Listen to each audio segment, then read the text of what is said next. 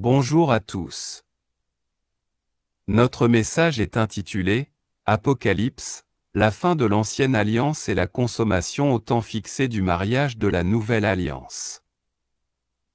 Nous allons voir, selon les Écritures, l'aboutissement des choses qui devaient venir et de la consommation de temps fixé ou désigné par notre Créateur. Selon l'ancienne alliance, le peuple de Dieu devait se rendre à Jérusalem pour célébrer cette fête de l'Éternel, au temps fixé, appelé en hébreu, Moed. Voir Lévitique 23. Aujourd'hui, au calendrier, c'est la fête des tabernacles, ou Sukkot en hébreu. Sous l'ancienne alliance, nous devrions être présents pour célébrer cette fête en l'honneur de l'Éternel pendant 8 jours. Au temple, nous offririons en holocauste des sacrifices consumés par le feu, 13 jeunes taureaux, 2 béliers et 14 agneaux d'un an sans défaut. Ces fêtes n'étaient que l'ombre des choses à venir, qui allaient être accomplies en Jésus le Messie. Il est écrit, car la loi, ayant l'ombre des biens à venir, non l'image même des choses, ne peut jamais, par les mêmes sacrifices que l'on offre continuellement chaque année, rendre parfait ceux qui s'approchent. Jésus, le Messie, est venu, il était l'agneau de Dieu, qui ôte le péché du monde et a été accompli au temps fixé de la Pâque, en hébreu, Pessach. Jésus aussi, sans péché, a accompli le temps fixé des pains sans levain. En hébreu, Agamatso.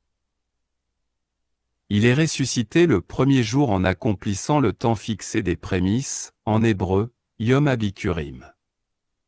Jésus est ressuscité le premier d'entre les morts, ainsi accomplit les prémices. Il a envoyé la présence de Dieu, le Saint-Esprit, un accomplissement du temps fixé de la Pentecôte, en hébreu, Shavuot. Car il avait dit à ses disciples, « Et voici, j'enverrai sur vous ce que mon Père a promis, mais vous, restez dans la ville jusqu'à ce que vous soyez revêtus de la puissance d'en haut. » Son esprit est entré dans le temple vivant, son corps, composé de ceux qu'il avait appelés. Puis, temps fixé de l'appel par la trompette, en hébreu Yom Teruah, Rosh Hashanah ou littéralement, tête de l'année. C'est le jour du jugement final qui était arrivé, car l'abomination des rituels idolâtres babyloniens talmudiques était déjà présent dans le temple. 10 jours plus tard, l'accomplissement du temps fixé du jour du grand pardon ou en hébreu, Yom Kippour, arrivait, mais, ici, Jésus était présent pour le grand jugement final de ceux qui l'avaient rejeté. Il est revenu pour le jugement, ce jour redoutable, aussi appelé, le jour du Seigneur, et a mis fin à l'ancienne alliance. Le temple a été démoli, ravagé, et tous les sacrifices ont cessé, comme le prophète Daniel l'avait écrit. Dieu a utilisé l'armée romaine sous Titus en l'an 70 après Jésus-Christ. Bien que Jésus ait déjà fait l'office du grand prêtre, car selon la parole aux Hébreux, il est écrit, il est entré une fois pour toutes dans le lieu très saint, non avec le sang des boucs et des veaux, mais avec son propre sang, ayant obtenu une rédemption éternelle. Et aussi, l'alliance que je ferai avec eux, après ces jours-là, dit le Seigneur, je mettrai mes lois dans leur cœur, et je les écrirai dans leur esprit, il ajoute, et je ne me souviendrai plus de leurs péchés ni de leurs iniquités, le temps fixé de la réunion finale s'est produit. Ceux qui croyaient et avaient reçu le Messie, Jésus, ont été sauvés de la colère de Dieu qui arrivait sur Jérusalem, car ils avaient été prévenus selon l'avertissement de Jésus qui leur avait dit, « Mais quand vous voyez Jérusalem entourée d'armées, sachez que sa désolation est proche. Alors laissez ceux qui sont en Judée fuir vers les montagnes. » Certains manuscrits mentionnaient que ceux qui avaient reçu le Messie appelé chrétiens avaient été avertis de fuir à Péla dans la région de la Décapole de l'autre côté du Jourdain. C'est aussi un accomplissement des paraboles prophétiques du blé et de l'ivraie, et aussi des brebis et des boucs. Le temps des réjouissances de la fête des tabernacles peut être découvert en relation directe dans les récits de mariage et de festins de noces où ils qui se réjouissaient dans des tentes. C'étaient des célébrations traditionnelles et typiques au Moyen-Orient où nous apercevons un modèle des noces de l'agneau. Cette célébration s'est passée au temps fixé.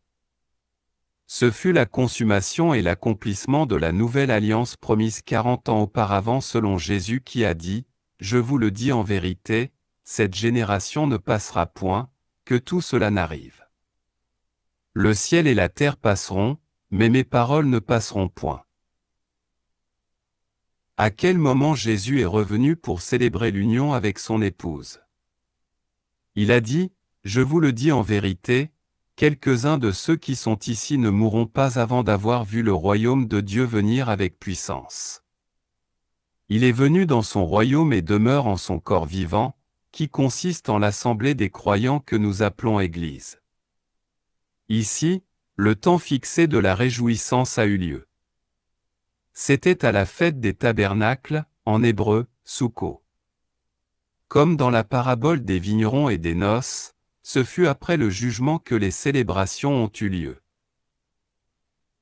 Oui, tous les temps fixés se sont accomplis lorsque Christ est revenu et a consommé la nouvelle alliance au moment de la fête des tabernacles en l'an 70, il y a bientôt 2000 ans. Maintenant nous pouvons voir que Soukot représente les noces de l'agneau d'Apocalypse 19. Qu'est-ce qui s'est passé après le mariage? La lune de miel, juste la mariée et le marié.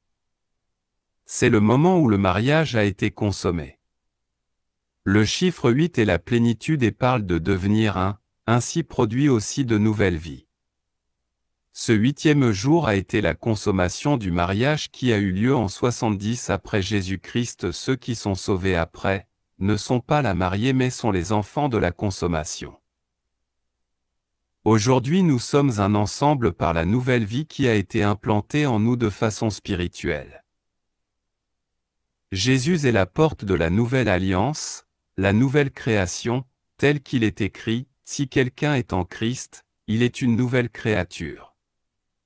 Les choses anciennes sont passées, voici, toutes choses sont devenues nouvelles. Selon la vision spirituelle du royaume, nous pouvons comprendre que nous vivons dans une nouvelle création, ce qui explique de nouveaux cieux et une nouvelle terre. Son tabernacle ou temple vivant continue de se multiplier partout et de remplir toute la terre. Jésus est le temple vivant qui couvre le ciel et la terre, et son corps, l'Église, est ce temple composé de pierres vivantes. Jésus est vivant, se déplaçant avec nous comme l'image du tabernacle. Étienne a été mis à mort par les religieux quand il a cité Ésaïe le prophète et a dit « Ainsi parle l'Éternel, le ciel est mon trône, et la terre mon marchepied. Quelle maison pourriez-vous me bâtir, et quel lieu me donneriez-vous pour demeure? Quand vous entendez dire que nous arrivons à la fin du monde, ce n'est pas vrai. La Bible parle de la fin des siècles ou fin des temps de l'ancienne alliance mosaïque. Nous ne vivons pas dans l'ombre des choses à venir, comme il est écrit, car la loi, ayant l'ombre des biens à venir, non l'image même des choses, ne peut jamais, par les mêmes sacrifices, rendre parfaits ceux qui s'approchent. Non. Nous ne vivons pas sous la loi de l'ancienne alliance qui a vieilli et disparu. Il est écrit, « Je pardonnerai leurs iniquités, et que je ne me souviendrai plus de leurs péchés. » Une alliance nouvelle, il a déclaré la première ancienne, or, ce qui est ancien, ce qui a vieilli, est près de disparaître.